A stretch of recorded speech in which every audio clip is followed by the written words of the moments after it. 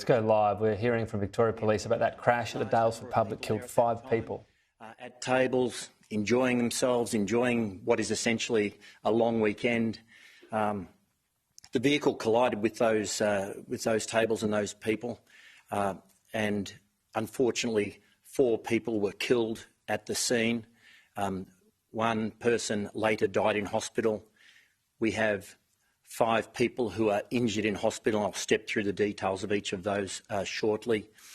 The driver was a 66-year-old male from Macedon who was taken into custody. He has been in hospital and still remains in hospital for shock and minor injury, as I understand. He will be hopefully interviewed by our Major Collision Investigation Unit detectives later this afternoon. Police are still at the scene. Major Collision Investigation Unit attended and are going through all the things you expect them to do, a reconstruction of the scene to establish movement of a vehicle, speeds and those type of things. It is still very early days in this investigation. I think it would be remiss of me not to speak of the toll this type of event can take on people. There were numerous people there, community members, visitors, many people in the proximity who selflessly came out and aided those who were dying, aided those who needed first aid, just disregarded their own safety.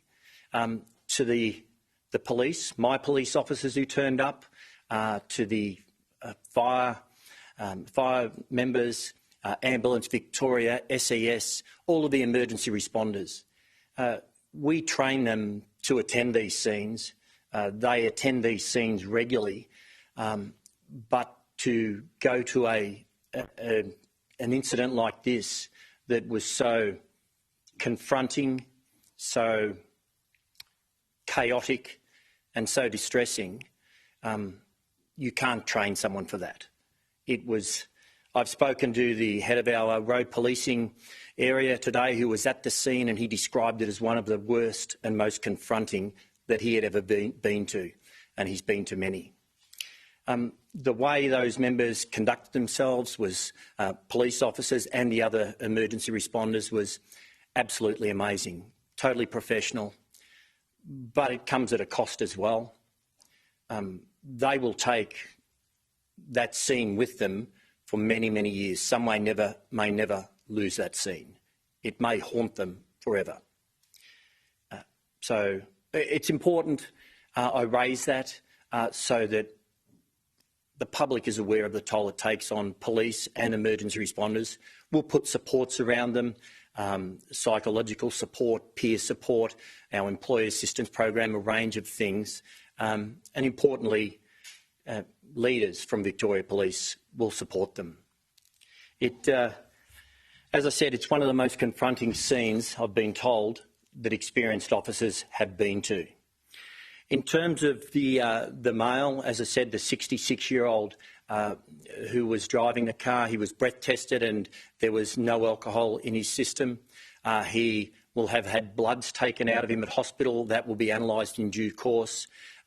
We are very early on in this investigation, and so I'm being very careful not to say what direction this is or isn't going to go, other than we look forward to interviewing him this afternoon after he is released from hospital so that we can hear his account of what has occurred here. Major Collision Investigation Unit, as I said, have carriage of that. If I step through now the number of persons who died and the details I can provide you, they are very limited at this stage, though, because notifications have not been made to all persons, as well as there's complexities when you have such a horrendous scene like this in terms of determining identity. What I can say, though, is there were, in essence, two different family groups that were known to each other who were significantly involved and impacted by this. Of the 5 people who were killed, 4 died at the scene, 2 were men, a woman and a boy. And as I say, you can't prepare any first responder to go to a scene like that. A girl was flown to the Alfred Hospital and she later died. It's believed all of those killed aren't locals, not from the Daylesford area, but visitors just going about their everyday life, just enjoying themselves on a beautiful sunny afternoon. One of them is a man believed to be aged in his 30s, a woman believed to be aged in her 40s, another man believed to be aged in 30s, a young girl who died in the Alfred about 9:40 p.m. We believe, sorry, I'll withhold that at the moment. There was a reporting this morning that there was a sixth person who had passed away. That is not correct. 5 people are deceased. We're waiting DNA to confirm identification as well as working with the coroner who was notified.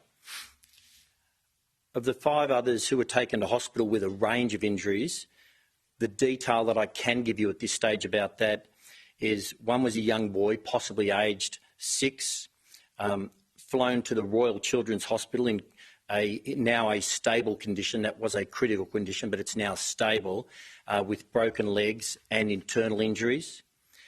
A 35-year-old woman flown to the Royal Melbourne Hospital and now believed to be in the ICU in a serious condition. A 43-year-old woman flown to the Royal Melbourne Hospital and now believed to be stable. A 38-year-old man flown to Royal Melbourne Hospital and now believed to be stable. And an 11-month-old baby boy taken by road to Ballarat Base Hospital, believed to be stable. As I said, the investigation is in its infancy. It is an absolute tragedy what has occurred here. We will be doing everything we can to determine what has happened through the avenues that I've outlined to you. We're collecting CCTV footage. We have additional detectives up there at the moment. We'll be providing welfare support to our police officers who were exposed to such a tragedy. We will be doing everything we can to understand what has occurred. I would ask if anyone has been in the proximity of that area around that time, or even in the afternoon, an hour or so beforehand. If you have any dash cam footage or anything like that, please contact Crime Stoppers on 1800 333 000 and provide that, because that will, every little bit will add to this investigation. To the members of the public who assisted up there, thank you. And we will be providing reassurance patrols in the community, but the Daylesford community will be hurting because of this. On what should have been a fantastic afternoon where people were enjoying themselves, we've had 5 people killed and 5 in hospital. I'm happy to answer questions. Appreciating it is, the investigation is in its infancy and limited in what you can say. When it comes to the driver, you're limited in what you can say as well. But is a medical episode behind that with a one live inquiry that an investigation like this would take place? All lines of inquiry are open to us on this occasion, including whether a medical episode has been involved. We will explore every avenue. We don't have any particular view at this time.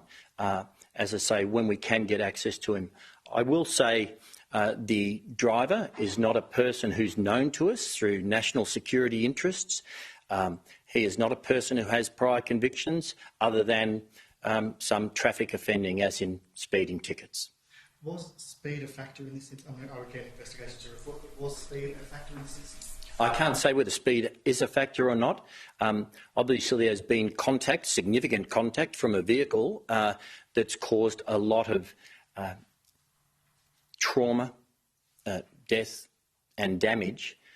So the vehicle was travelling at some speed. Whether that's excessive or not needs to be determined through our reconstruction, which is currently taking place. You mentioned that those who've passed away are from 2 different family groups. You mentioned the ages of 34-year-old man and woman. their husband and wife? Was it their child who passed away? I'm not going to step through the connections between each of those groups at this time.